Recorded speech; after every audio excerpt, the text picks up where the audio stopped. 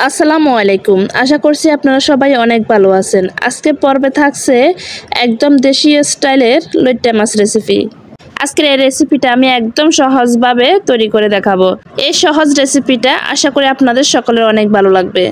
আমার এই সহজ রেসিপিটা যদি আপনাদের কাছে ভালো লাগে তাহলে অবশ্যই লাইক, কমেন্ট, সাবস্ক্রাইব করে পাশে থাকবেন। যাই হোক, শুরু করা যাক মূল প্রসেসিংয়ে। প্রথমে আমি একটি প্যানে পরিমাণ মতো তেল দিয়ে দিয়েছি। তেলের মধ্যে আমি দিয়ে দিয়েছি 1 কাপ পরিমাণে পেঁয়াজ কুচি। পেঁয়াজের সাথে আমি রসুন কুচিটাও দিয়ে দিয়েছি। এখন পেঁয়াজ আর রসুনটাকে আমি তেলের মধ্যে কিছুটা ভাজি করে নিয়েছি এবং নরম করে নিয়েছি। তো এর মধ্যে আমি একটু পানি দিয়ে দিয়েছি যাতে পেঁয়াজটা পুড়ে না যায়। এর মধ্যে অ্যাড করে দিয়েছি বাকি উপকরণগুলো।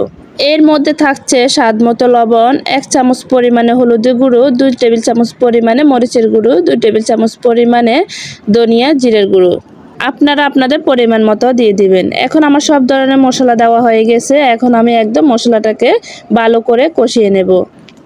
এখন এর মধ্যে আমি অ্যাড করে দিয়েছি একটা বড় সাইজের টমেটোটা দিয়ে এখন পেঁয়াজের সাথে ভালো করে নেড়ে চেড়ে আমি ঢাকনা দিয়ে প্রায় 5 মিনিটের মতো করে রান্না করে নেব লো হিটে, যাতে পেঁয়াজের সাথে টমেটোটা নরম হয়ে যায়।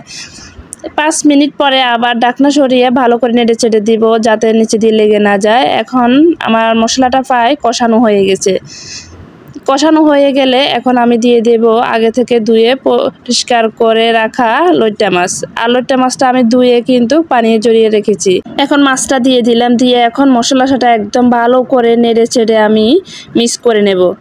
আপনাদেরকে একটা কথা বলি, এই মাছটা সবসময় লবণ দিয়ে ধোয়ার চেষ্টা করবেন, কারণ এই মাছটা ফ্রোজেন করা থাকে। এই মাছটার মধ্যে একটা গন্ধ থাকে, লবণ দিয়ে ধোয়ার কারণে কিন্তু এই গন্ধটা আর থাকে না।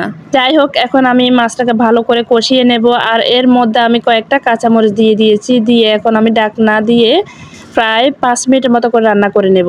আর একটা কথা হচ্ছে, এই মাছের মধ্যে কিন্তু কখনো পানি দেওয়া যাবে না। এই মাছটা যখন চুলায় দিবেন তখন এমনিতেই অনেক পানি বের হয়ে যায়। এই মাছটা থেকে যে পানি বের হয় এই পানির মধ্যে কিন্তু মাছটা রান্না হয়ে যায়। এর মধ্যে কিন্তু বাড়তি পানি দিলে কিন্তু এই মাছটা খেতে কিন্তু একদম ভালো লাগবে না। আর মাছটা যেহেতু নরম, কোনো কাঠি দিয়ে নাড়ার কোনো দরকার নেই, জাস্ট পাতিলটাতে ঘুরিয়ে দিলে হবে। যাই হোক, আমার রান্নাটা কিন্তু কমপ্লিট হয়ে গেছে। দেখছেন কতটা লোভনীয় হয়েছে। গরম গরম ভাতের সাথে কি যে মজা, একবারের জন্য হলে ট্রাই করে দেখতে পারেন। ঝটপট মাছের রেসিপিটা কেমন লাগছে অবশ্যই কমেন্ট করে জানাবেন। সবাই ভালো থাকবেন। আল্লাহ হাফেজ।